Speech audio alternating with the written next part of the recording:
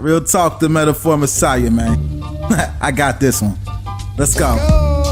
You ever seen the morning star? Mr. Metaphor Messiah, back to show you who we are. I represent a legacy, a pothead like the 70s. A different kind of mind, they say we only speak in melodies. Legend in the game, I think I found a solution. Got a crazy kind of flow, I need a verbal institution. Monster on the mic, I feel like hip-hop then adopted me. You pussy niggas shook, you let them turn this to a mockery.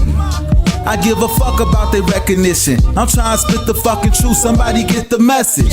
These politics, they overstate the obvious. They shooting like Stoyakovich, it's war on every continent. Deeper than you know, I'm what you hate if you the government. Young black with heart, I put a hex on the establishment. Niggas playing patty cake and I was trying to regulate. A lot of them are emulate, but none of them are demonstrate. Hip-hop will never need a eulogy. They give us 10%, they trying to take away gratuity. Work for what you want, I learned that shit from fucking Aubrey. And she ain't never lied, I told her this was nothing new to me. This must be everything I'm dreaming. I wake up, my superstition say the government been scheming. Here we go, I roll up, they say the city lights is feeling me. My girl, she super real, she think that ain't nobody cool as me. Flying in Pacifics, I'll be ripping till I'm gone. I sit back and blaze away like I'm Hakeem Olajuwon. But I guess that's what I need in life, cause I don't get no sleep at night. So I'ma just keep grinding till my people see the morning light. This may be everything I'm dreaming. I wake up, my superstition say. How you doing? Welcome, Ben via friggin' Nuve on this wonderful FriDave. It's a FriDave night and we're here relaxing. Real Talk bringing us in with the morning light. As always, thank you, Real Talk. So how we doing? It's Friday, June 14th, middle of the month. In the beginning of summer, if you can believe that. Insane how quick this year is actually going by. Once again, time flies, especially when you're in your fucking 40s. How you doing? Hopefully quite well. We're going to be kicking ass tonight on a Friday. Don't know exactly how long we're going to go for. Not sure if this is not going to turn into a gaming stream at some point. Very good possibility that it does later on. But that's not until much later. I got a bunch of stuff for you, including, the latest babble and rabble about me. Make sure you guys hit that like button. Tweet out the stream. Exit that stream, man. Exit out there for the whole world to see. Yeah, brother. And we're going to have ourselves some fun because I have had a long week. I had to work Monday this week. I'm usually off. In fact, this week I'm off, but the following week I'll be working on that Monday as well. So. Blows goats, but sometimes that's how it goes. In the high leverage world of pawn. So this week has been a crazy one. It's been one of the most profitable for the shop, I think, in a very long time. Not because we haven't done very well, just because of how insane the gold market is right now. And people selling gold because it's so high and most people are feeling it's going to come down. And you know what?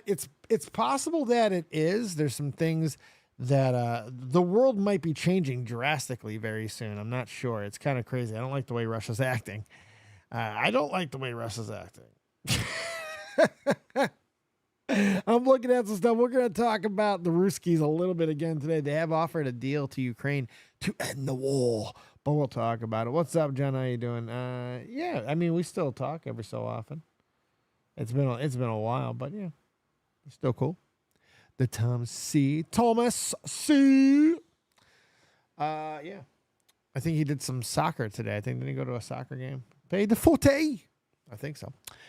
So we got a lot to get into, but I'll tell you what, guys. If you're looking for crap, I got to plug my stupid shop. I got so much cool stuff, and I'm going to be doing live streams from there this coming week. I think we're going to be doing some live streams, looking at some cards, collectibles, because I put together my card and collectible cabinet once again, and let me tell you something. The stuff that I'm pulling out, after all the sales that I've made over the last couple of weeks in the card stuff specifically, some of the stuff that I'm pulling out now is really fun because it's the last couple of years of cards, and it's stuff that I didn't even realize I had. It's stuff that it's kind of taking a back seat and going through some of it now. That I got some heavy hitter stuff that I think once I get graded is going to be very, very good cards. So if there are things that you're looking for, please let me know. Go ahead and just hit me up. And I'm selling stuff worldwide as long as you pay the shipping. I don't care what I sell and where. A lot of stuff happening tonight. I got a few stories that are not just your average, and then I got what I feel is one of the greatest takedowns of an idiot I've ever seen. Listen, we're going to talk about Terrence Howard, and I pretty much kept my mouth shut. I made fun of Terrence Howard a little bit when the thing happened on Joe Rogan because I've never seen somebody talk so much yet say absolutely nothing. I have a rudimentary knowledge of physics, okay? I've always been interested. I've always been like a little bit of a science nerd, and I do love the stars. I love the science. I love that stuff. But I'm going to tell you, when I heard him go on and Joe Rogan just continue to let him drabble on and on about all this pseudoscience and these crazy things about rearranging the atomic chart and essentially just changing mathematics. I mean, what he did there and got celebrated for it by some people was sit there and wipe his ass with modern science because he just felt he was right. But where he fucked up, where he made his mistake, and where we will be covering very, very soon is he called out Neil deGrasse Tyson. He actually called him out and said, I wrote Neil because we're friends and colleagues. And, you know, I wrote him all my thoughts. And he, 36 pages, and he trashed it and made fun of me. Blah, blah, blah, blah, here's what I mean, like condescending. And he bitched and moaned and bitched and moaned. And Tyson is not the one to do this on. Neil's an intellectual. He's not going to let anyone make a mockery of the scientific methodology and everything that they do with peer reviews. He's not going to let, especially he's not going to let his name be even connected with something so insane. But I can't wait until we go over this because getting corrected by somebody can be tricky, and because you don't want to come off mean. Not only did Neil come off perfectly, I mean, he pulled off a perfect takedown video in the nicest way possible. But when you watch it, there's no doubt he is calling Terrence Howard stupid. You know, and I love it because Terrence Howard might actually be stupid. It's just, you know, and maybe time will prove him right. In 150 million years, you know, it's like, oh yes, we had it all wrong. And Terrence knew fast. Possibly. Highly fucking doubt it. Highly doubt it. But we'll talk about more. And Neil will talk about why he thinks in just a minute. Cool, I missed you two together. And great on the weight loss. It's amazing. God bless. Thank you so much. That's right. I got one more little push I want to make. I want to get down to the 200-pound mark, man. I want to get under 2. Under 2. I want to be like 195. But I don't know. It's going to take a little bit of work. I'm grinding right now. I'm getting a little bit of extra weight loss in because look at that. Look at that shit. Hey, I got to get that. I may have to get that removed. I don't know. We'll see. Anyway. Let's get into some stories. I got a few things that I have gathered for you. Some good stuff here. Quite right indeed. We'll start with Alice Cooper. Skills out for summer.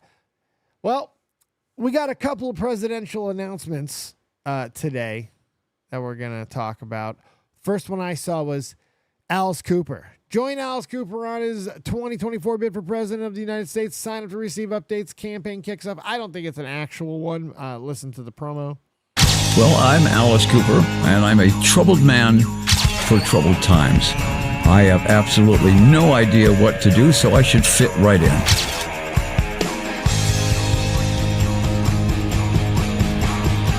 Pretty good.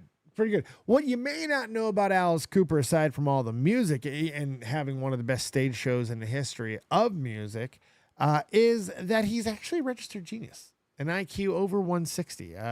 He's incredibly smart, incredibly intelligent, incredibly well-read, also a psychopath, but just a very, very, very intelligent person.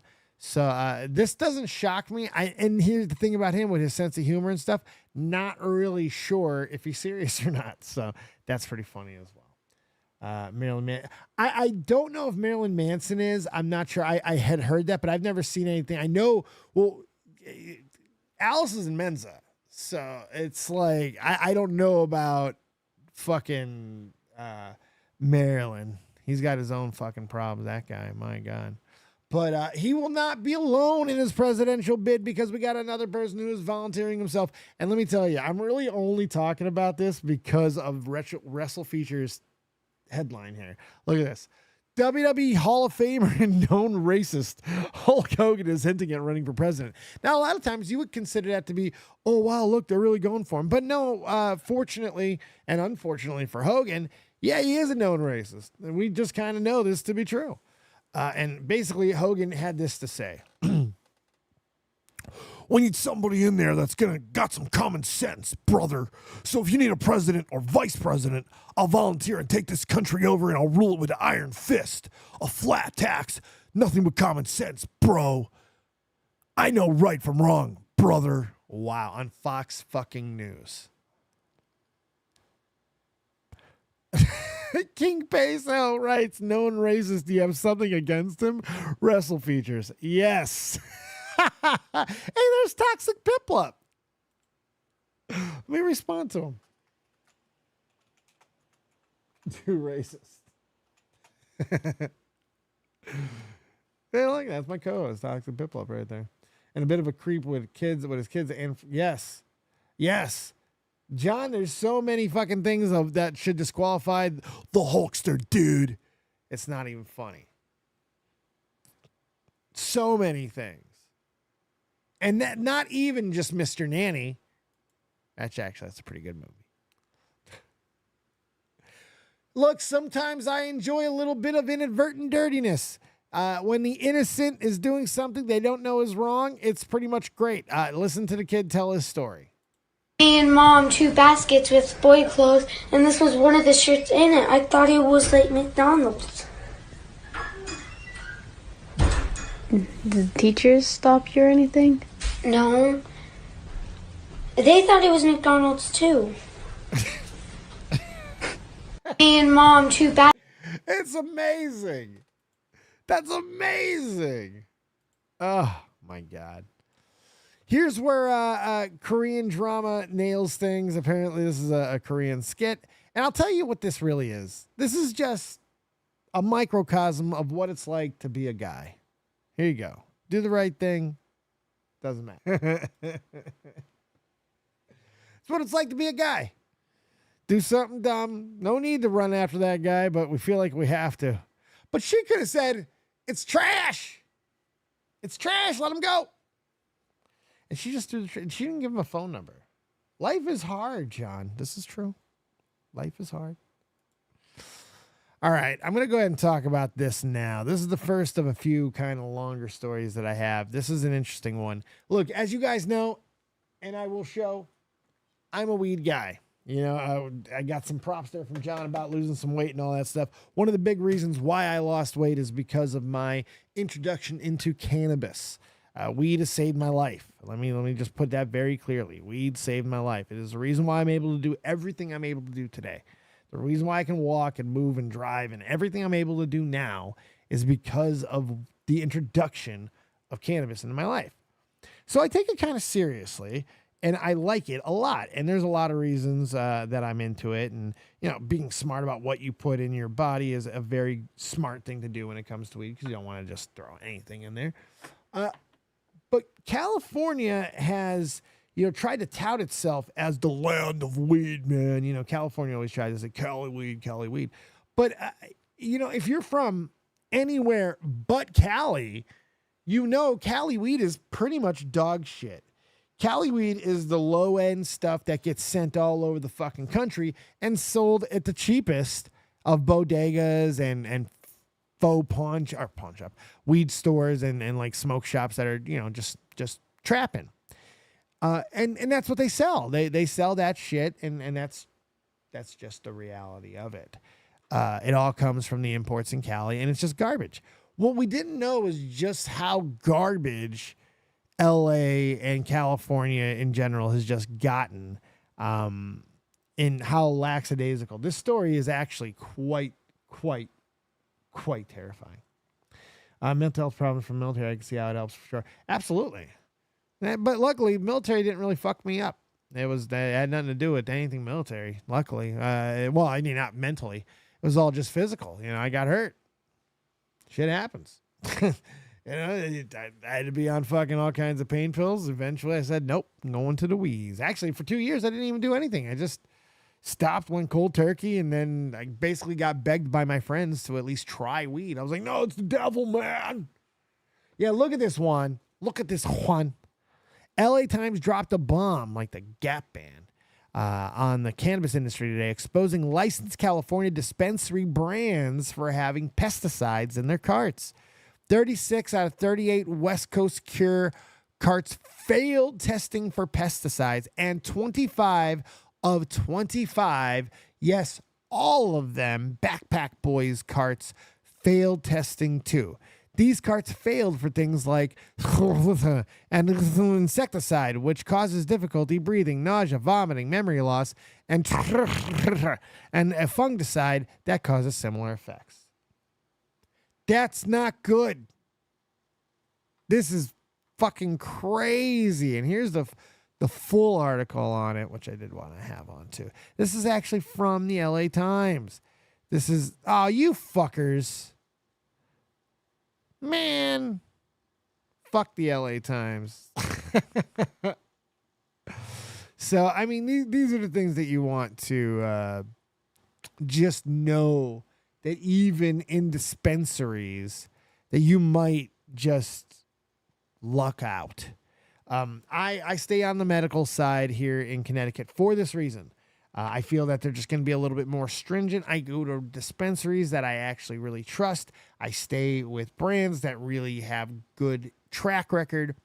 You have to do some research on this stuff. There's just too many products. The industry advanced so quickly, and they put so much stuff out on the market.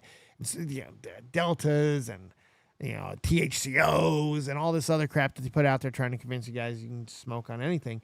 It's just really crazy. And you should really not be too surprised, John Kilsky, that it's all from Cali, because it is the worst. California's the fucking worst. It could break off into the ocean and drift away, and I would not be sad, except for, having to, hopefully get some of my friends to get on a goddamn boat and get off that goddamn sinking, destitute island. Jesus. I lived way too close to California for far too long. Lived in California for far too long. And I like parts of California, but I got to tell you, if you fuck up my weed, California, I swear to God, we're donezo. There's no goddamn second chances here. You get your shit together or we are fucking done. Plain and simple. Plain and simple. You should absolutely be looking at your states, if you're into cannabis, of course. If you're not, disregard. But look at your state's track records. Look at some of the pieces that are being written about cannabis in your state, because you just never know what is going to be found out. Also, check out people like Drew is sharing, one of the old co-hosts here on the channel. He's gotten really huge on YouTube and getting some great exposure. He talks about and calls out places that do fucked up things.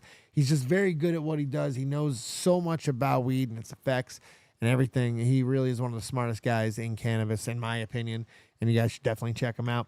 I want to get his opinion on this, because this is a very big deal for California. They need to get their shit together, because holy God, Jesus, where's the California friggin' supporters now?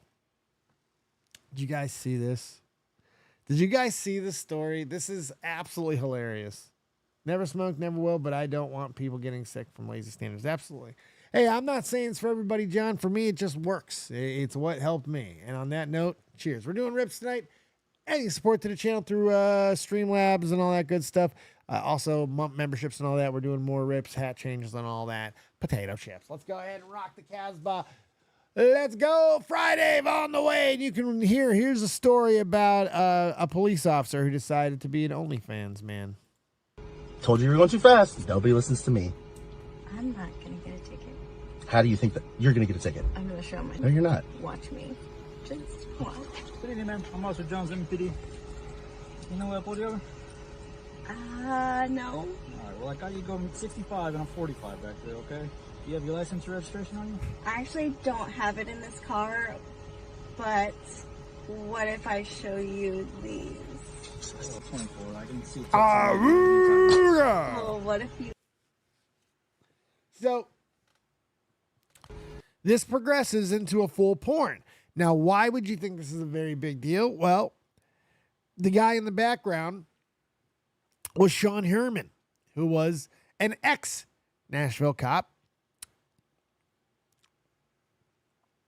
He wasn't an ex-Nashville cop before this. He was a Nashville cop. But then he did this video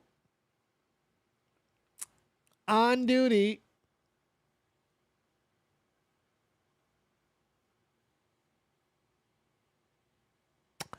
and then let it be posted. He was fired, and now he's been arrested for appearing in an OnlyFans video on duty. He was fired on May 9th and faces 2 felony charges with a $3,000 bond. Unbelievably stupid.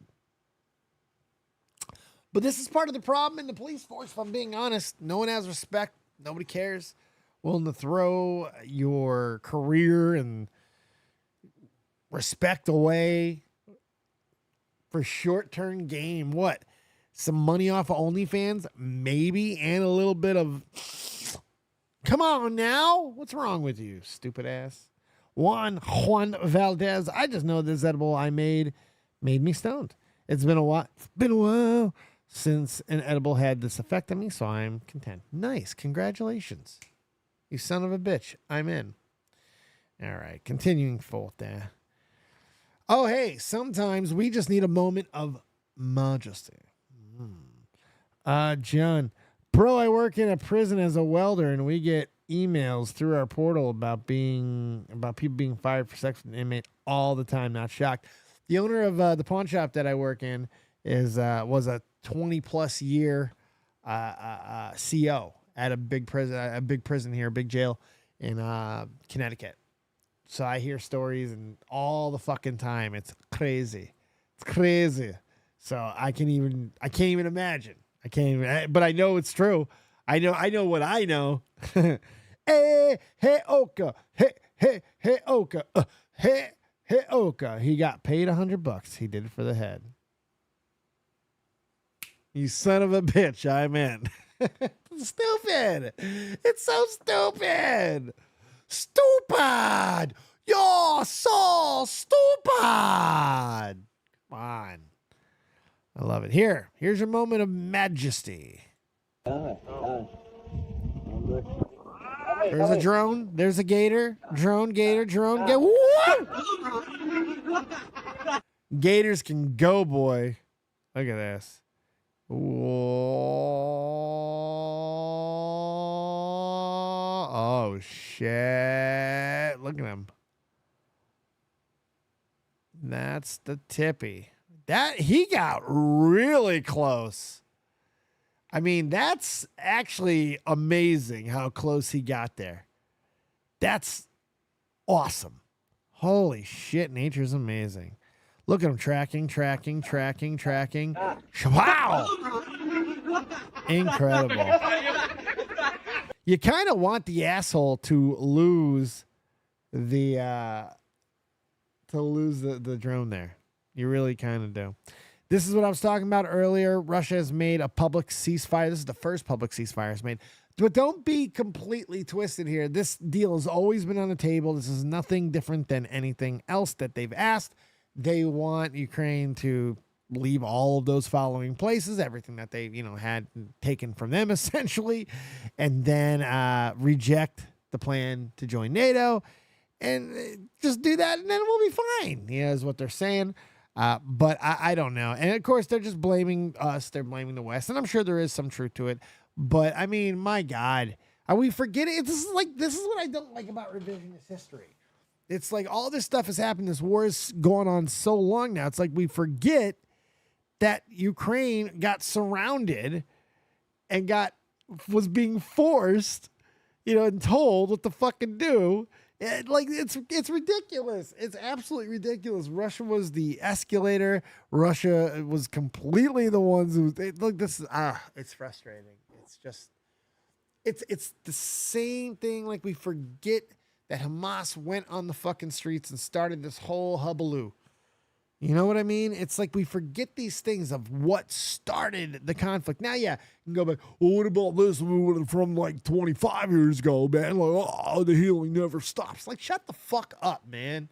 Like, I get so frustrated with this because you got to go to a nexus point of current events, like what actually has happened. It's just so frustrating because it doesn't matter if enough time has passed and yet the hornet's nest hasn't been kicked until right now. Well, that's the point that you have to talk about. You have to talk about the point of where the hornet's nest has been kicked. And then if you want to talk about retaliation and things that happen after, absolutely. That's why things have continued. But you can't forget in revisionist history and try to whitewash shit and forget where it started just because you think you're in a position of power. Now, look, Russia's playing a different game right now. They're playing multiple games, and I think they're not playing it alone. I think Iran has a big decision to make with some leadership, with a loss of their government officials, one of their big government officials, president. You got shit that's got to happen. You got a big high-ranking general, like Israeli, right, that died. You got fucking a new president here in the United States. You've got a lot of moving parts that Russia is got. You have China, you have to consider, right? Everything that's happening with Taiwan. They're looking for any opportunity to take. I said it the other day, 2 weeks, they're going to take Taiwan. Within 2 weeks, I promise you, they're going to take Taiwan. And this public ceasefire proposal is further evidence to me of everything that I'm thinking. The fact that they have parked 100 miles off our coastline, off of the very southern tip of fucking Florida, mind you, whatever. But still, about 400 miles from Orlando in Cuba, there are nuclear-powered submarines with who the fuck knows what type of missiles on board and warships. Like, I'm not saying they're going to attack. I'm not saying they're going to do anything. I'm saying something is in the air. For them to now conveniently, publicly want to end the conflict with Ukraine just sets off all kinds of fucking crazy things. I'm saying 2 weeks because it has been so long in the making, and there are warships all around fucking Taiwan. They're all in the region. They're going to take it. They're going to take it. They're just looking for an opportunity. So when Russia parked the ships in Cuba, I'm like, now you've got a situation that you have to keep eyes on. But then on the other side of the motherfucking world, snatch a doodle do. And I think it's just going to happen like that. They said they're going to take it. They honestly just let them fucking have Taiwan at this point. Who the fuck cares? I'm so tired of this conflict with Taiwan. Just let them take it. Have it. Who gives a shit? Why would we want it? Let's worry about other shit. We have a lot of other shit to worry about. Here, take it. Please don't mind how much we owe you. Fuck. Then you have the situation with Russia, who I do believe is playing a bigger game here. They need, in a perfect world for them, Ukraine accepts this. I don't think Zelensky will. I think he's already publicly said suck a dick. But in a perfect world, he accepts. Then he gets murdered. They don't have to worry about anything anymore, and they can push a further agenda and kind of push the envelope with us in a couple of different ways. They also named us an enemy for the first time in the history of our relations. Yes, not even in the Cold War we were an actual notified enemy, but now we are. I think we have to take this seriously, and not only for the reasons that are obvious, but just because of the public perception. We don't have the world's backing publicly, especially online. Like, I'm just like, look at this. I stand with Russia stuff. It's pretty crazy. This is a lot of support. It's almost 100% pro Russia. Now, I'm not saying it couldn't be generated or whatever. I'm just saying I don't remember a time in my 41 years on the planet where people are so willing to listen to revisionist history and publicly spout revisionist history and diatribe in hopes to sway public opinion. And that's what happens. And I got to be honest with you, it seems to have worked a little bit. So we'll see what happens. But I'm just saying, man, shit could pop off this time. Everybody thought I was crazy. I remember we had conversations on the show when when Ukraine and everybody else had about 100,000 fucking troops on the border. Everybody was on the border. There was 100,000 world citizens on the border with guns, tanks, and bombs. And people were like, nothing's going to happen. It's all going to be okay. I'm sitting here like, the fuck are you talking about? Nothing's going to happen. Do you know how much money is now invested just in deployment costs alone? You're out of your fucking mind. Something's going to happen. And then here we are. 2 years later, whatever it's fucking been. So we'll see. Now 4D chess was still 3D, and they say it's because of the manufacturing of technological chips. I think we just like to fight and give money to the military-industrial complex. So there's no question multiple things can be true. America's invested into the war fucking production. We love the arm production. Love it. You know, and it's not like if America stopped having gun companies that like violence would stop tomorrow. No, warlords are going to exist and they're going to find guns elsewhere. So, and guess who's a pretty good gun seller as well? Russia. But no, it's so stupid. All the things that are being more highly criticized are all things that the world does. It's just now that we talk about it. That's what sucks. Now we used to make good movies about spies, and now all we do is talk about, how bad spying is. Spying ain't bad. Finding out about spying's bad. Like, Jesus Christ. Anyway, let me not wander too far off the path here. Keep an eye on this, kids. Just keep an eye on the next couple of weeks in the world. Don't get too obsessed with it, because at the end of the day, it is all bullshit and bad for you. But keep an eye. Just turn on your news every so often, because this shit's kind of crazy. Let's get back to the mundane. Oh my God, this is a crazy video. Now, I am a different type of mofo when it comes to finding crazy-ass videos, but this one's even crazy for me. There's a couple of things going on here. I'm going to watch it once, and we're going to watch just the obvious. Then I'm going to watch it again, and I'm going to have a different comment completely, because I got some what the fuck moment here for you. Hey, okay, Dan Aykroyd was my favorite spy, and the other guy, Fitsumi.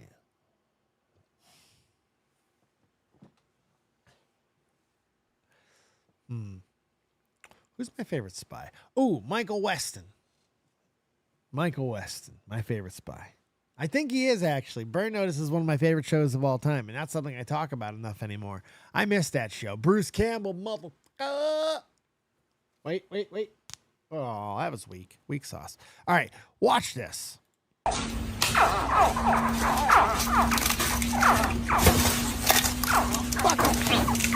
him. Baby crocodiles. Chào Papa.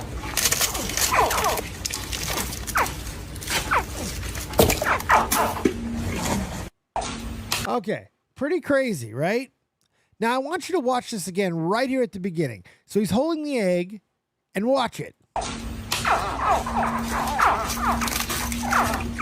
And now look, he hits the egg, he smacks the fuck out of the egg to crack it, and then the alligator comes out retarded. The little baby crocodile comes out. Ah! You can't give the fucking baby a concussion. Like, what the hell is that? There's got to be a better way to open that egg. Maybe I'm being a goddamn alarmist here, but Jesus Christ, look how hard he hits this fucking egg.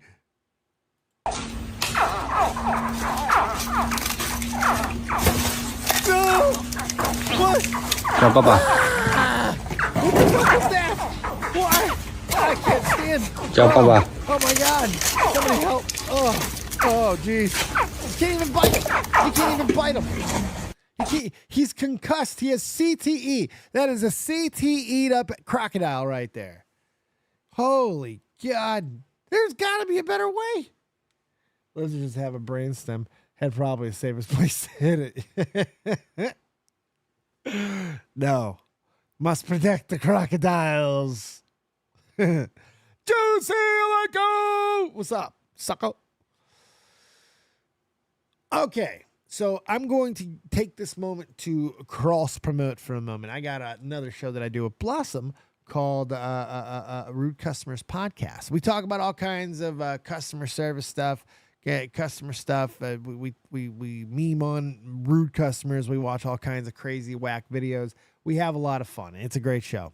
But we've been recently, talking a lot about tipping, and we got into a little bit of fun stuff with a couple of assholes, people just going crazy on tipping, and we had comment sections, and it's been a lot of fun. But seeing the reactions, the anti-tipping culture that's happening, and not only the anti-tipping culture that we've seen in the comment section, but even fucking better is that is been established that that's an American thing, and they're really shitting on America. Now, I've lived overseas. I know that tipping really isn't, or at least wasn't, a big thing in Germany. Now, it has changed.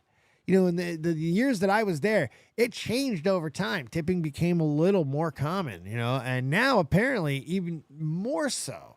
So now I'm sure France has been like this for a very long time. I'm sure Paris has been tipping for a very, very long time. But there's people talking about TikToks and stuff about how servers in Paris are asking American tourists to leave 20% tips.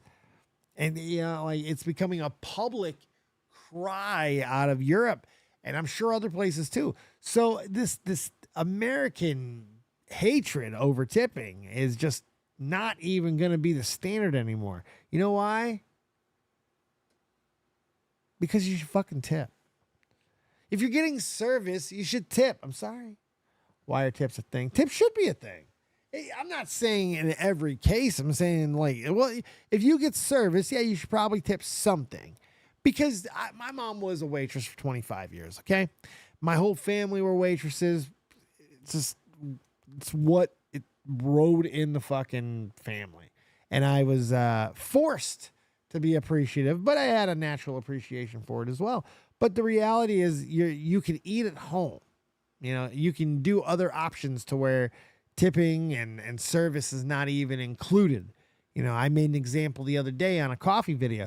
If you don't want to tip at a coffee shop, well, go to 7-Eleven or go to a place with a self-serve. There are a lot of high-end places where you can just do your pump and get your coffee and go, grab and go, no tipping necessary.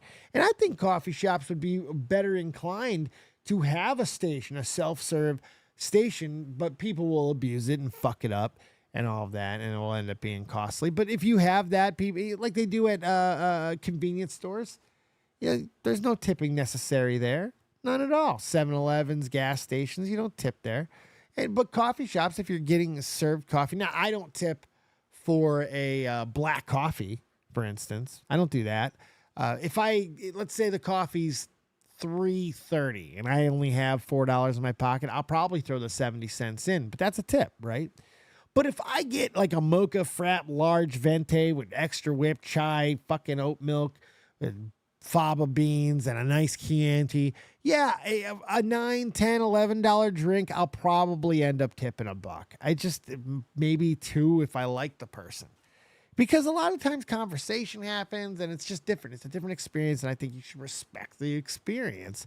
And a lot of people don't anymore. So I just think it's kind of funny that it became an American fight when the rest of the world is gone tip, because it's kind of, and you know what's really fucked up is a lot of places are putting tips and making it public that they're putting the tips as part of the salaries now, which is really fucked up thing to do, especially in like the service industry. I guess cruises are doing this, which is crazy to me, because it's completely eliminated people tipping. Yeah. And and because it's part of their salary, it's not even going to be something that they're going to be affected by. It's crazy. So, let's see here. I'm not against tipping since basket artists, but restaurants should pay their employees proper. I do agree with that. But my mom, for example, let me give you, my mom worked at Excalibur, Sherwood Forest in Las Vegas for, I think, 11 years. She made, when she started, it was like $8 an hour. And this was in the 90s. By the time she left in like 2003, 2004, she was making like $14. She was union. She was making like 14, 15 bucks an hour. Which, let me tell you, for being a waitress is awesome if you know that you're in a high tip world.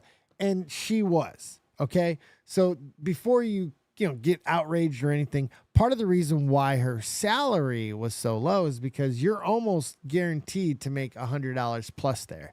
Now, I had a very real conversation with my mother before she died, and which I can't believe has been almost 5 years. Unbelievable.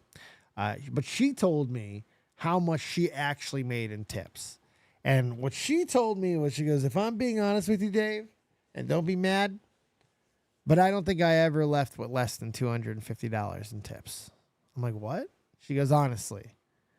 She used to tell me her average was like 2 or something like that. But now, when she changed that, and she told me that she don't think she ever left, like slow days were $200 days, I was sick. I was sick. She worked 5-6 days a week, and she worked long shifts. She didn't give a fuck. I did math. I showed it because she was a gambler. She gambled so much. She couldn't just leave. She would have that $250 in her hand every day, and she would walk past the slot machines, and she could not stop. She wouldn't leave that fucking hotel with it. It's why we lived in a fucking 2-bedroom apartment with her brother, and I shared a bedroom with her. So let me tell you,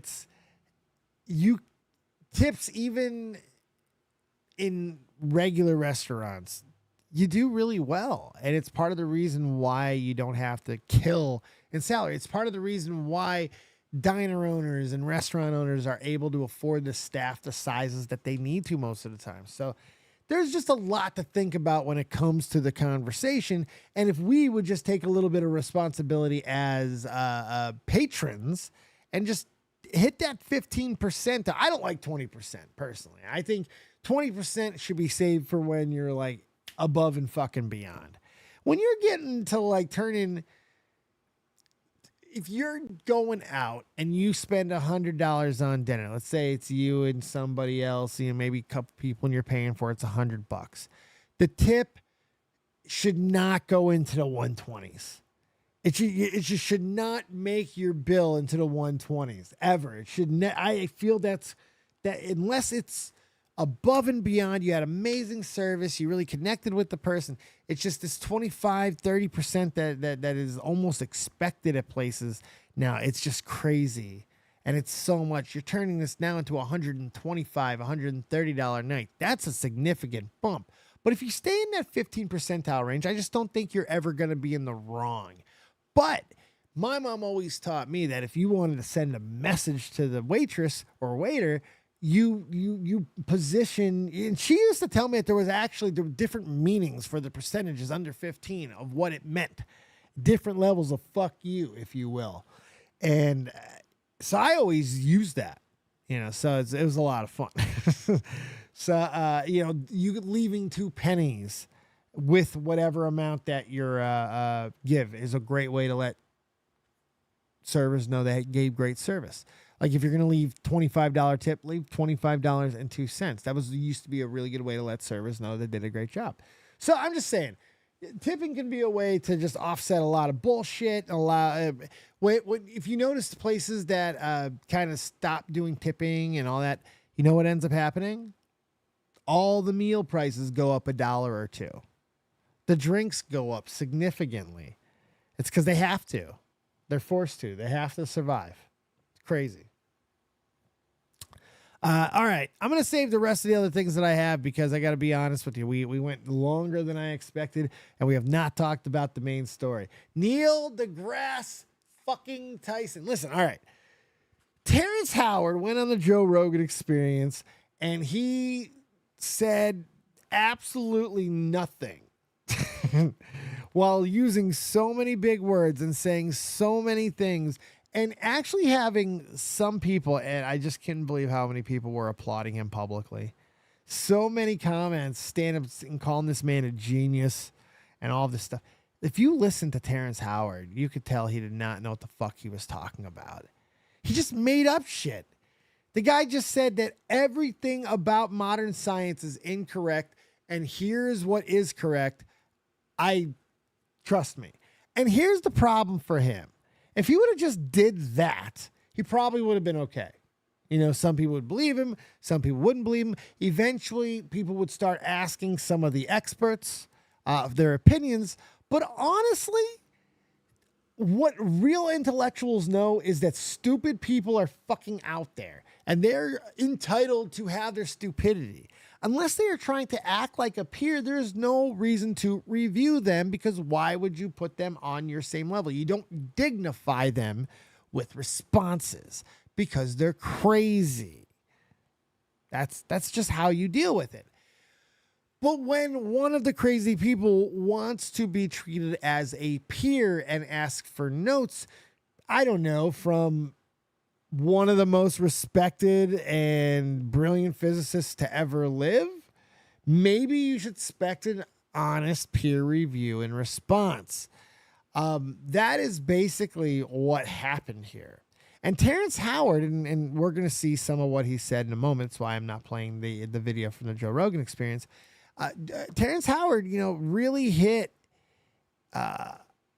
Neil hard. He said Neil, trashed him, and he didn't really give context other than saying, he said this was this and this was this, but he trashed me and all.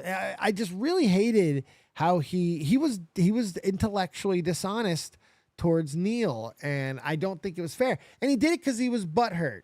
He was butthurt and because of what Neil said. Because Neil, and what Neil's about to tell you is all Neil did was tell him the truth. He told him reality.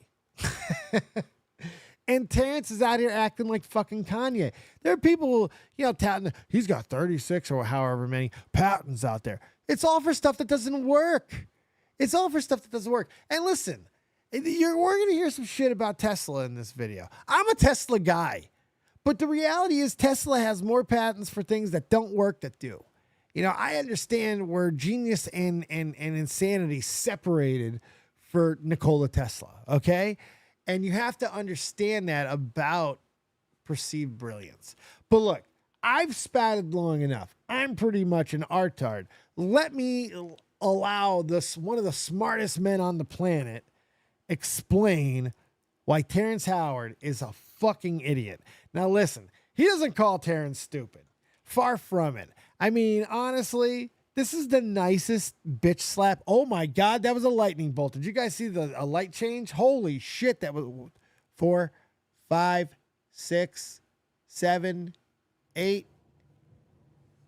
9 seconds away. Did you hear the thunder? Boom, that was fucking crazy. That was bad. He does it, but this is the nicest bitch slap of all time. This is the nicest takedown in the history of takedowns. I mean, he is so polite and respectful. Like, this is incredible. Let's listen to Neil. And I'm going to play most of this. Will probably get hit, but I don't care. Learned I got name checked by Terrence Howard on his recent appearance on Joe Rogan. I reached out to Neil deGrasse Tyson. He was like, hey, man. Yeah. Right when he fucked up his name, I knew we were in for something here. He just talks like someone who's full of shit. Yeah, I'd love for you to come on my show, do my radio, do my TV thing. Would love that. I was like, yeah, but I've got something I want to introduce to you. I got name checked because 8 years ago, he sent me a 36-page treatise. And it was only 36 pages. 36 fucking pages. If you submit a 36-page report to a physicist, that is a fucking paper. You are expecting a peer review. This is insane. So this is Terrence Howard attempting to... He's got the pages in his hand. Why would you do this to a man who's just honest? Like, I don't know if Neil deGrasse Tyson has ever said an unfucking truthful word. Like, he just speaks what he believes to be facts at all time. I don't see him being vindictive in like dishonest ways. If you're going to name check Neil deGrasse Tyson, you better expect him to have your paperwork in his hands. Terrence Howard showed how stupid he was by not expecting Neil to have this in his hands and read this for the fucking world. This is to embarrass Terrence Howard. He would not be reading this on YouTube if this was not bad. He's too smart. He's too smart. Neil is too smart. He would not put this video out unless he was 100% sure that everything in these 36 pages is 100% bupkis. That you have to understand that, because he's not going to put his reputation as a physicist, as a leading world physicist, on the line for Terrence fucking Howard. Okay, he's not. You have to believe that. All right, if you don't believe anything else here, believe that, and it makes everything else make a hell of a lot more sense. Listen to this. To reinvent mathematics and physics. A little backstory there. I took initial interest in Terrence. Listen. He sent me a 36-page treatise. And it was only 36 pages.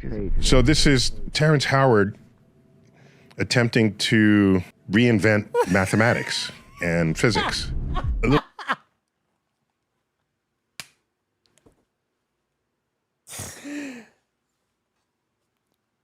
It's what he's attempting to do. I mean, like, it's so great. And let's give it up for Neil here, because this is his show, his podcast, his channel. Multi-camera stuff out of Neil deGrasse Tyson. Multi-camera angle shooting. He went full bore on this man. He was going to give him everything. He could have just been like me, lazy, one camera, stare into it sometimes. Not all the time. I drift. Fucking do that shit. But nope. You're getting multi-camera. Multi-camera, motherfucker. He's not playing around here. Little backstory there. I took initial interest in Terrence because my mother said to me, do you know Terrence? This is so great because you can already hear the resentment. I took an interest in Terrence because my mother. Howard. I said, yeah, I know. You mean the actor? She said, yeah. Well, I heard him interviewed on NPR. On there, he said that, like, when he was a kid, he wanted to be like a scientist and study the universe. I said, well, that's cool. Okay, maybe we'll get him on Star Talk. We love talking to celebrities who have a sort of soft geek underbelly. At the time, I didn't quite know how to get in touch with him, but we met at something called the Upfronts, which is where networks present their next season's TV shows. See, he's good. He's good. Neil deGrasse Tyson is an amazing speaker. There's no reason in the world why anyone should doubt why he is where he is. Because look how concise he is. Quick, to the point. He's told a whole story in 1:14. We know everything that is going on. We know where they met. We know why they met. We know so much that we did not know previously. We had some ideas because Terrence talked about some of the things, but overall, we just got the entire fill-in, including of why he even gave him the time of day and reached out in the first fucking place. And he seems resentful that his mama did this in the first place. I saw him at an event up front. And then this came in my inbox. Absolutely, basket artist. Abso-fucking-lutely. I think this is one of the best response videos ever. Like, YouTubers constantly make videos when they're lied upon, name checked. This is how you do it. This is the ABCs of how to do a foolproof fucking response video. It's amazing. This particular case, since I basically solicited it from him, I actually spent time reading every line. He takes responsibility for soliciting it from him. He made sure that we understand why, because his mother, but he is making some accountability and culpability there. He reached out. He asked for this. Play dumb games, win dumb prizes. That's why he has no problems of just spitting it. And look at that great fucking face that we froze on. That's fantastic. Line of all 36 pages. And I commented. My comments are in red here. Wait. Up front. And then this came in my inbox. In this particular case, since I basically solicited it from him, I actually spent time reading every line of all 36 pages. And I commented. My comments are in red here. Holy shit! He gave him a peer review. It's what would you expect if you asked one of the smartest people on the planet to read your scientific thoughts, and those scientific thoughts happen to be a rewriting of math and physics as they stand? You're like, Terrence Howard is so stupid that he does not understand that this paper almost definitely insulted the fuck out of Neil deGrasse Tyson. How could it not? A celebrity writes a fucking physicist and tells him basically that all of the math and science that he uses to base his entire career upon is bullshit. And you should now back and support all of what I'm saying. Why? Fuck you. Because I say so. And Neil tries to tell him that everything that you have stated has been debunked in the past. And Terrence Howard goes and cries on Joe fucking Rogan about it. You see that? So I spent a lot of time on it. And I thought, out of respect for him, what I should do is give him my most informed critical analysis that I can. Now stop anywhere that you feel that he is being dishonest. Like, honestly, just everything that he's saying, I don't feel that there's a dishonest word in this entire 17 minutes. Like, he's just spitting it. Bo Blacks reads tweets. Fucking Neil deGrasse Tyson just reads facts. And this is what's happening. In my field, we call that a peer review. You come up with an idea, you present it. Can you say peer review? I knew that you could. Either at a conference or you first write it up and you send it to your colleagues. It is their duty to alert you of things about your ideas that are either This is how science is scienced. This is how things become. You put an idea out and then people scrutinize the idea respectfully, not dismissively, not with ridicule, with and here's what's great. The people put out their reviews, and then those reviews are reviewed by other people, and they decide if those are harsh criticisms or if those criticisms themselves are invalid. Nobody's spoken up yet and told Neil that he's wrong. No one in the scientific community. And look, maybe the world is like Cat Williams and Terrence Howard and others say, and it's all backwards, and these people are just controlling things, and everything isn't what we think it is, and there's a whole another truth out there, and everything is okay. Maybe. I don't think so, and neither does Neil. Misguided or wrong, or there's the calculation that doesn't work out, or the logic doesn't comport. That's their job. So basically, if you listen to this part right here, he tells you everything that he feels about Terrence Howard's paper. Everything that he thinks Terrence Howard got wrong and why, he tells you right here. Listen again. You present it either at a conference or you first write it up and you send it to your colleagues. It is their duty to alert you of things about your ideas that are either misguided or wrong, or there's the calculation that doesn't work out, or the logic doesn't comport. That's their job. Not all ideas will. All of those things he feels about Terrence Howard's paperwork. Those 36 pages. That's what he feels about those right there. That's brutal, and none of it sounded brutal.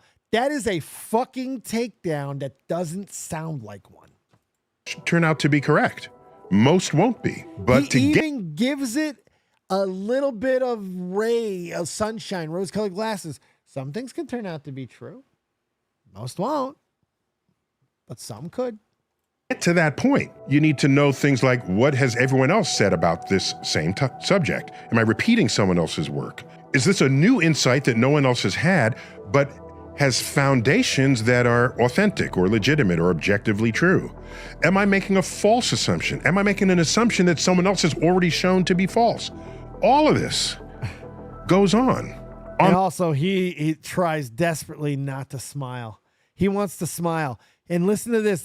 Now he tells you flat out, listen to this. This is great. I love this. Man, I love this video. I love this fucking video. I've watched it so much. I love this fucking video. Same subject. Am I repeating someone else's work? Is this a new insight that no one else has had, but has foundations that are authentic or legitimate or objectively true? Am I making a false assumption? Am I making an assumption that someone else has already shown to be false? All of this goes on the frontier of science. Let me make it clear that I'm delighted when I see people with active minds trying to tackle the great unknowns in the universe. It's a beautiful thing that people want to participate on this frontier. What can happen is... Now that could have came off way more gatekeepy, because when I first heard it, I was like, participate. Interesting. But yeah, that's the right word. And he doesn't say it with any condescension at all. At fucking all. If you're a fan of a subject, let's say, a hobbyist, let's call it, it's possible to know enough about that subject. And that's a fair thing to call Terrence Howard. He's a science hobbyist. He has no actual credibility. He just likes science and thinks that he's right. That's it. That's it. And he puts some patents in that for nothing that works, and that's his foundation. That's it. There's nothing else. I don't think he has any doctorates. There's nothing. If you're a fan of a subject, let's say, a hobbyist, let's call it, it's possible to know enough about that subject to think you're right, but not enough about that subject to know that you're wrong. Woo! And so there's this sort of valley in... Woo! That's a cooking right there, baby. Now that's a cooking right there. That is speaking to a stupid person. Listen to that. Ah, man, that's my favorite line in this entire video. Yes, let's call it. It's possible to know enough about that subject to think you're right, but not enough about that subject to know that you're wrong. And so there's this sort of valley in there, a valley of false confidence. This has been studied by others, and it's called the Dunning-Kruger effect. It's the phenomenon where a little bit of knowledge, you over-assess how much of that subject you actually know. And then when you learn even more, you realize, no, I didn't know as much as I thought I did. So then there's a sort of a... Look at this! Look at this! Look what he did! Look at this graph! Low, high, confidence. Low, high, wisdom, knowledge, experience. Look at this. Low, peak of Mount Stupid. The valley of despair. Slope of enlightenment. Plateau of sustainability. This is so fucking brutal. This is a bashing. And Terrence Howard may not be intelligent enough to understand it. But I'm telling you guys, man, this is something else. Ooh. This is an absolute just fucking smashing. A lull there. And then when you learn even more, you come back up. Ultimately, learning enough to know whether you were right or wrong. To become an expert means you spend all this time. It doesn't happen overnight. You can't just sit in an armchair and say, I'm now an expert. It requires years and years of study, especially looking through journals where new ideas are published and contested. That's what we have learned is the most effective. Published and contested. It's a very important part of the scientific process. Maybe the most important part. Means of establishing that which is objectively true. Or to show them one, show them. Show them. Please fucking show them this video. Anybody who you know that is just spouting about Terrence Howard, please show him this video. Anybody who enjoys takedown videos, please show him this video. Anybody who enjoys somebody absolutely bashing in another human being mentally for 17 minutes, please have them watch this fucking video. Determining that which is objectively false. Both of those work hand in hand to move the needle on our understanding of the universe. I'm going to read you just my opening line here. It's titled 1 × 1 = 2.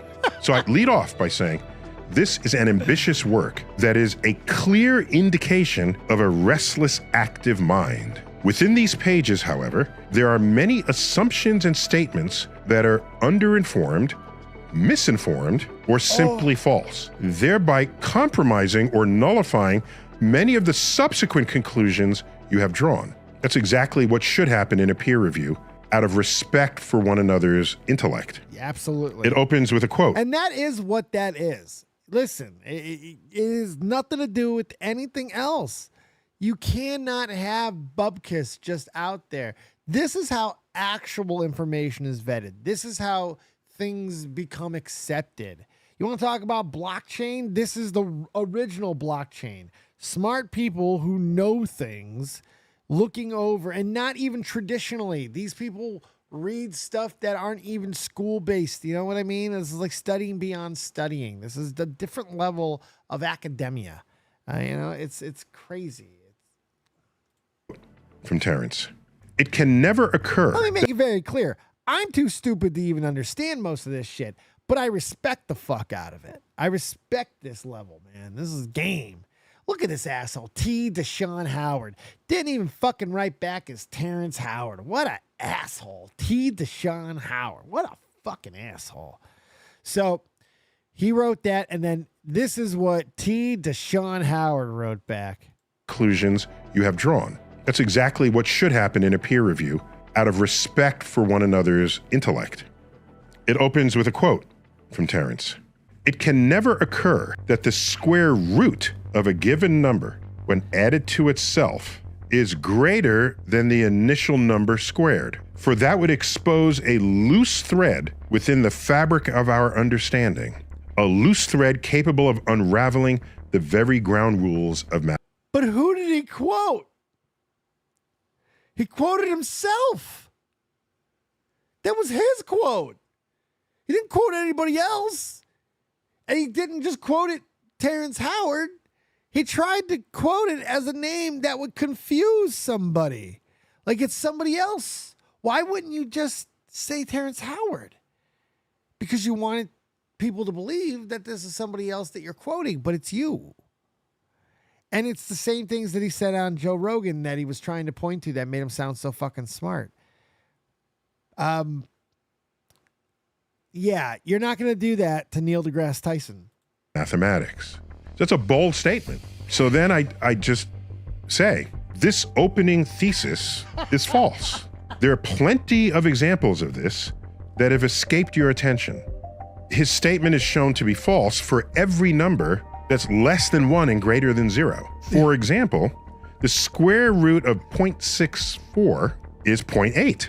0.8 is bigger than 0.64, and it's a larger number than the original.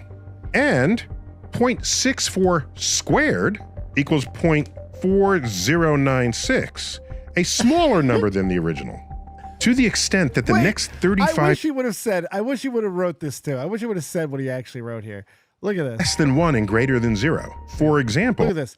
So he says all this, and then he goes, and of course, 0.8 plus 0.8 equals 1.6. Because that's the one.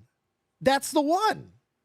That's the one. That's like Neil's so smart. This is where he starts to pick him apart. This is where he starts to show him how much smarter than he really is. And he's trying to let him know that nicely. He puts the big boy ones in, and then he shows the dumb one. The one that you shouldn't have fucking missed. Like, how do you miss this? This is stupid. This is remedial, okay? Asshole. All right. I'm going to calm down. The square root of 0.64 is 0.8. 0.8 is bigger than 0.64, and it's a larger number than the original. And 0.64 squared equals 0.4096, a smaller number than the original. To the extent that the next 35 pages depends on your stated thesis. This fact undermines your claims and assumptions and conclusions. It's not about feelings here. It's about objective reality. So at the time, I considered Terrence a strong acquaintance, and we hung out a bit and had much exchange. We haven't spoken much since then, but go to page 2.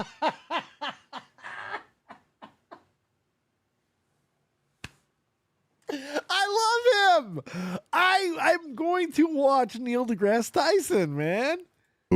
And in here, he mentions people who he declares were persecuted because their vision exceeded the myopic view of their contemporaries. All right.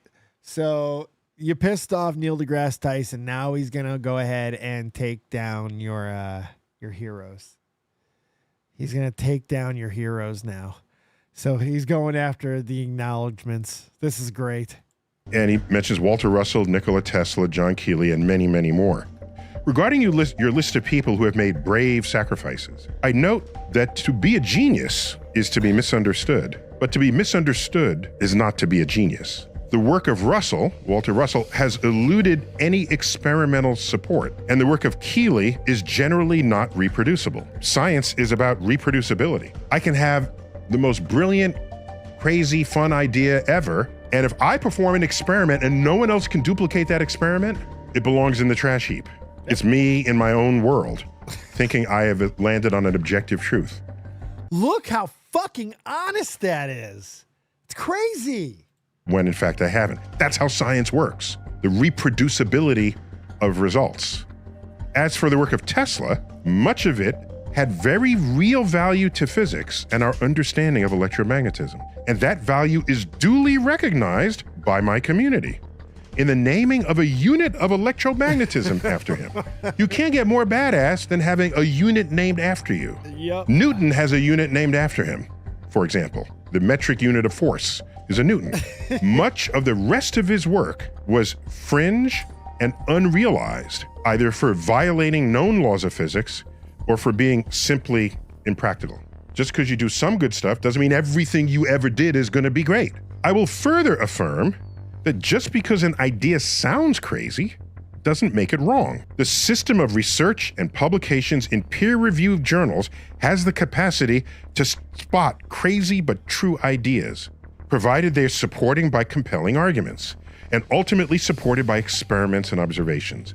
Newton's laws, Einstein's relativity, quantum physics were all revolutionary ideas that appeared in peer-review settings or journals. Meanwhile, most of the work of Russell and Keeley had no such success.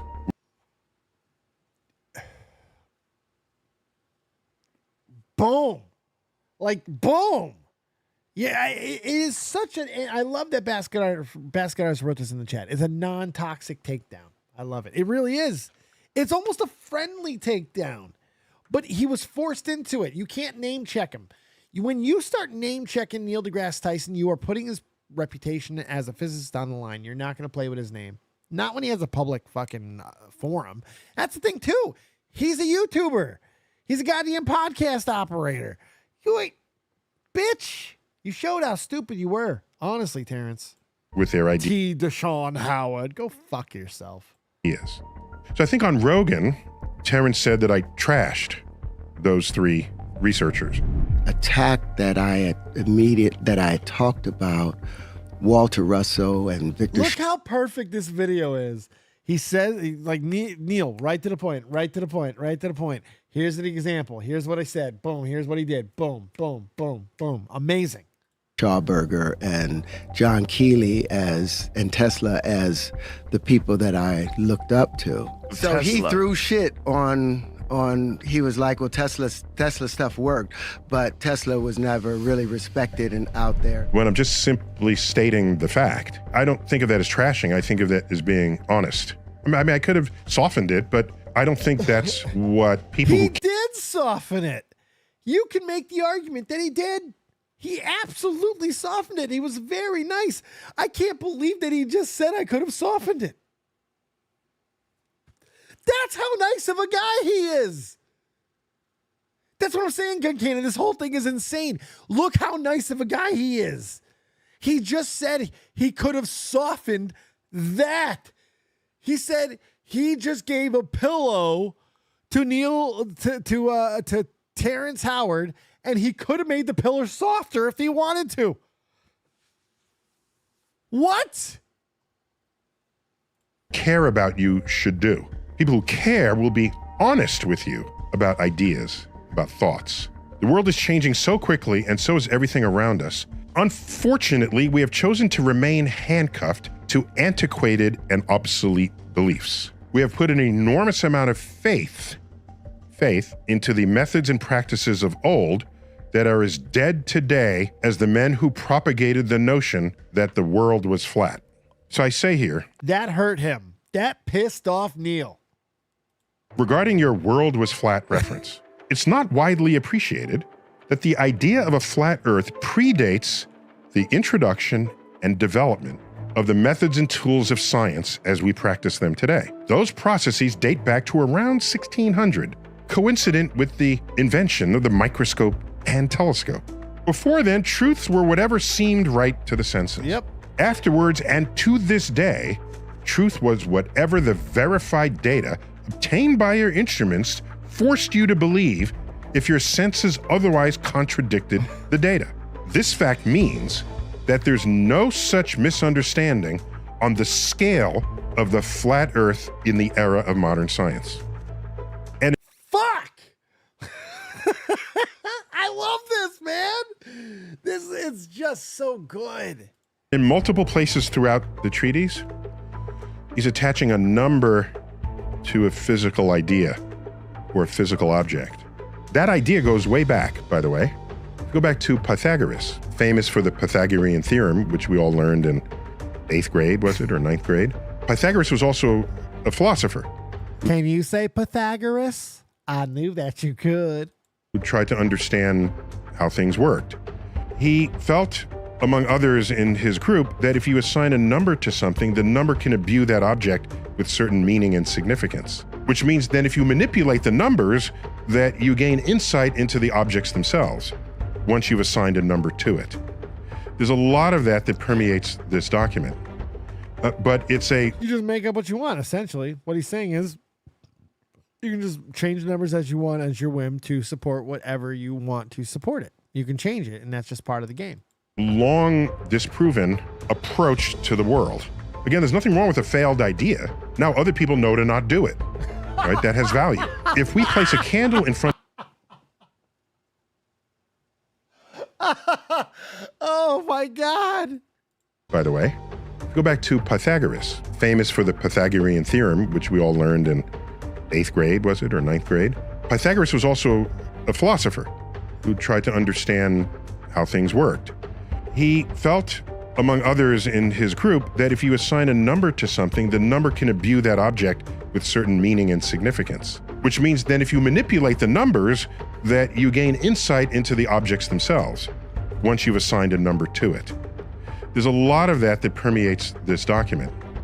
But it's a long disproven approach to the world. Again, there's nothing wrong with a failed idea. Now other people know to not do it. Right? That has value. If we place a candle in front of a mirror, the measurement of light is doubled, is it not? It does not measure as only one light source. We actually see two lights. A light meter will show twice the intensity of light. This is false.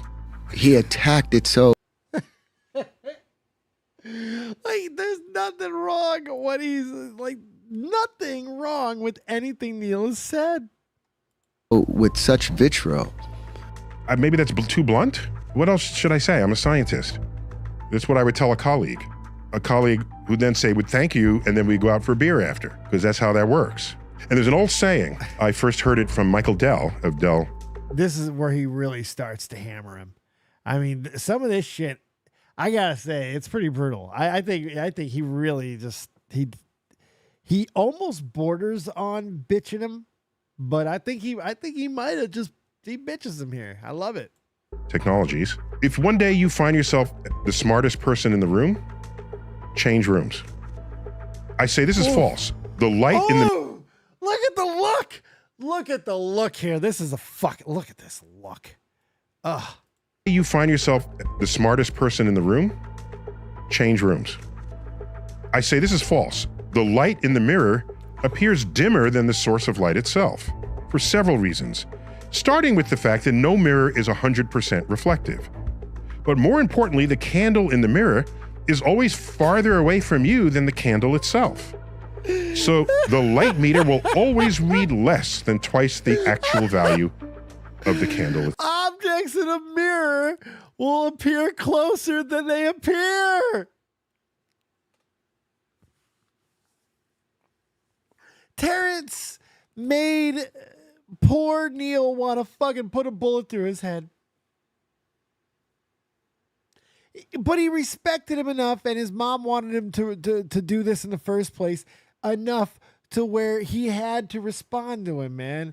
Like, I have to believe that Neil was writing this with a fucking pistol, like right here. Like, all right. Oh, fuck, thank God I didn't load it. Oh, thank God I didn't load it. Itself. I will note that from this work, Terrence produces art, sculptural art, which I find to be intriguing, even beautiful. To me, more intriguing than beautiful, because you got to look at it and you keep looking at it, like, what is that? And what's going on there? I just want to read you my ending comments here. I could not follow the reasoning on these last few pages, but the illustrations that derive from them are beautiful, regardless of how they were derived. My notes have been strongly critical of your reasoning and conclusions. I was candid and blunt out of respect for the energy you have clearly invested in this work. But if you're sure that you are still right and that I have completely misunderstood your thesis, then you will need to look for another person to evaluate what you have done and solicit their comments. In any case, like I say above, the images and illustrations in your final pages are beautiful works of art, unlike any I have seen. Best to you, Neil.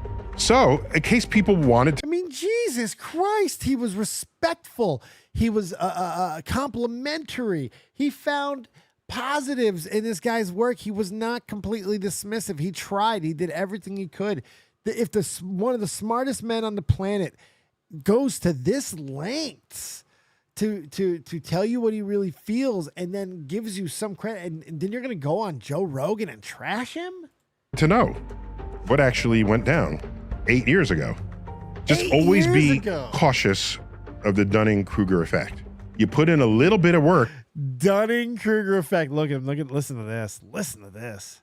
Cautious of the Dunning-Kruger effect. You put in a little bit of work and you have an idea, and then you think your idea is right and that Einstein is wrong and Newton is wrong and then everybody's wrong and that all of modern astrophysicists are wrong. That's bold. That's bold. Audacious. Bodacious. When continental drift was proposed, it was like, what? Land masses are moving on Earth's surface? That's a weird idea. That's going to be a hard sell. We think there's sort of upswelling of yes, locally, but whole continents, that's crazy. It would take a few decades until ultimately, when we're mapping the bottom of the ocean, we find that there's a mid-Atlantic ridge that the ridges are separating. It's like bada bing. So the resistance to jumping on the idea that continents move was not because people were stubborn. It was because people are cautious. Any new idea needs to be put through the ringer. That's how science works. You put it through the ringer. Every possible test you can. Not just because it happens to look like South America fits with Africa. Any better evidence than that? Oh, wait a minute. Fossils matched between the west coast of South America and the east coast of Africa. Not recent fossils, fossils from millions of years ago. That's interesting. Things that make you go, that brought some more people over to the camp. You keep that up and you reach a point. See, he even goes to the lengths of explaining how this all works, not for just Terrence Howard's benefit, but I do believe for his benefit, but for all of us. Like, this is a great conclusion to why he said all of what he said and why of what he said is just making sense. And this is a great video. Point where enough evidence is brought to bear on the question, and then you have a new emergent truth. But at the vibrant energy that goes on at conferences and the contest of ideas, that's how we roll. That's how it works. When Einstein came out with relativity, saying space-time curves, Al, what are you saying? What are you doing? Well, you can test it with a total solar eclipse. So the idea comes out in 1915, is published in 1916, 1919. We measured light around the edge of during a total solar eclipse, because you can't see the stars during the daytime. You see the light rays bent from their actual coordinate positions on the sky. Sir Arthur Eddington, an astrophysicist, provided the first experimental evidence for Einstein's general theory of relativity, which, by the way, was published in a peer-reviewed journal. Crazy idea. The platform to be accepted for the ideas is not social media. Woo! It is not Joe Rogan. Woo! It is not my podcast. Woo! It is research journals where attention can be given on a level that at the end of the day offers no higher respect for your energy and intellect than by declaring that what's in it is either right or wrong or worthy of publication or not. Bang. I wanted to post this to my website so you can see my comments mixed in with his treatise, but you got the sense of it. Thanks for... Look at that. He could really open it up. He could really fuck him up and let people see how crazy it is, but he's still a nice enough guy where he's like, you know what, man, I can't do this to him. Because remember, he said that your last few pages were pretty much incomprehensible. I couldn't follow it. Yeah. He's even nice to the last drop here. For listening. Thanks for watching. Neil deGrasse Tyson here. As always, keep looking up. I mean, is that not one of the best like commentary videos you've ever seen? Like, he takes this fucking whole thing apart. It's perfect. He just puts in all the stuff that you want to see. There's no contestation. You don't have to go look up clips. You have context, especially if you already watched it. It's perfect. Neil deGrasse Tyson absolutely knocked this out of the park. It's one of the coolest things I've seen in a while. We got the Discord open, by the way. If you guys want to jump in, feel free. We're in Wait and Call. You can go into Wait and Call. Or if you are a Mush Puff member, go into Priority Waiting to Call, and I'll immediately go in there, stop all I'm doing, and pay you all the attention that perhaps your parents never did. And I will be here for you. I'll be there for you. Oh, Matthew Perry's dead. Luke Perry's dead. Jack Perry's still alive. Not all those men are related. All right. So we got a couple of last things. I have not gotten to the Young Thug story. I'm going to, though. I might save this for Reconcilable because I think this would be a good one to do with Blossom. It's a really, really good story. So I'll probably save that one. So we won't worry about that. I got a couple of other things here at the end. One of them being one of the many reasons why you should never go after an MMA fighter. It's not a good idea. I don't understand why you don't just leave anybody who looks like an MMA fighter alone. Here's what happens when you don't. X gon' give it to you. Fuck, wait for you. This guy had a major knife in his hand. That's a machete. Look at this. Don't do stupid things. And this was Javier Baez, the MMA fighter, defeats a knife-wielding attacker with a flying arm triangle rampage slam on concrete. He wrecked him. Wrecked his ass. And we will end this show, my last story that I have for your guys' entertainment, with a question for you. Because I think this is a good one. Who is your most underrated wrestler of all time? And honestly, you can make an argument for Too Cold Scorpio. Whoa.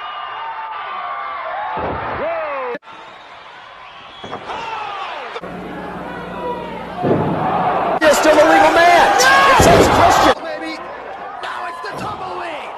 Scorpio gonna catch him. Oh! It's a beautiful move. It was Look at this. 2.5 salto. He lands on his fucking face on this one, though. Oh, right on his head. Right on his head. Look at that. He does not touch mat. That's all head.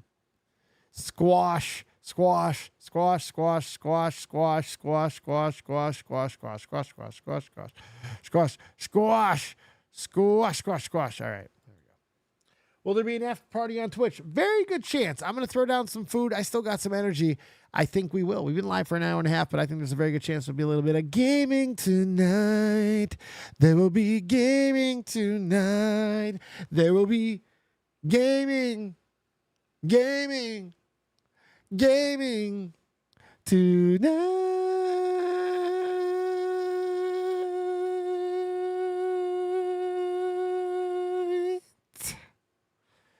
And there'll be one more motherfucking rip, too. One more rip. Let me tell you about that. One more rip. I got no more stories. So I hope you guys had a fun night tonight. Oh, I was muted all night. I probably would have got people in the waiting call if I didn't have the mute on. But oh well. Feel free to jump in now. I'm getting ready to get out of here. I'm going to load one more bong. I appreciate you guys. I hope you had a fun one. This was a really good show. I feel there was some good stuff. Neil deGrasse Tyson is a fucking OG thug and should be respected. Don't go fronting on a dude. Don't go fronting on a G. Man, the G stands for gravity. Terrence Howard is a fucking idiot, and I hope that more people will see that now. Joe Rogan, man, he's like...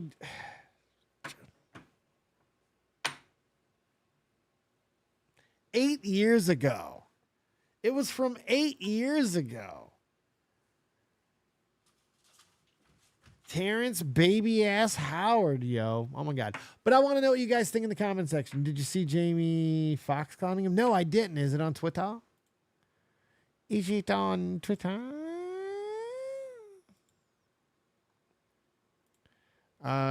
Jamie Foxx. Let me see.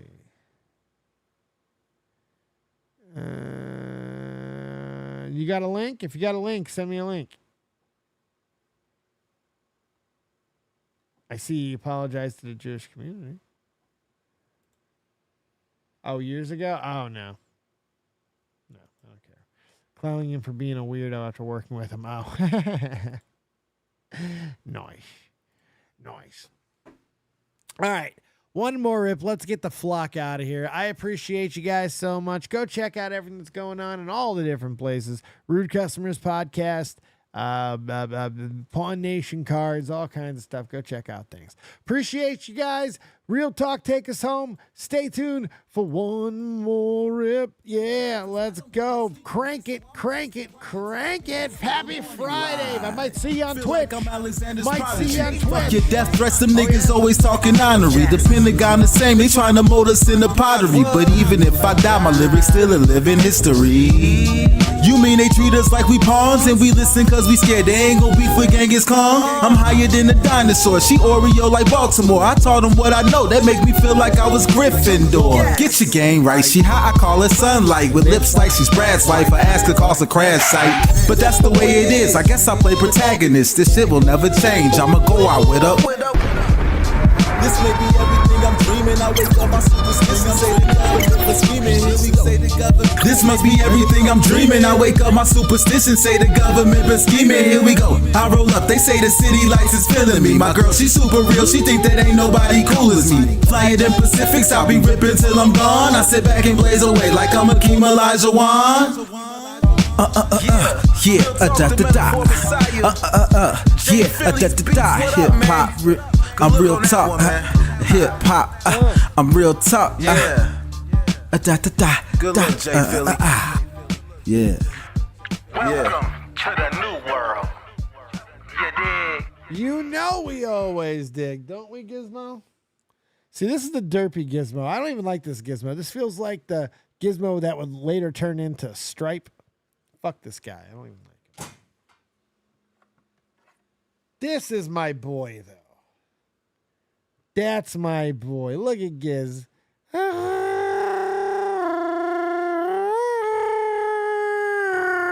No, not really. That wasn't very good. So, one more rip. I appreciate you guys. I'm glad that you were happy that you clicked on the stream tonight. Juan Valdes. Thank you so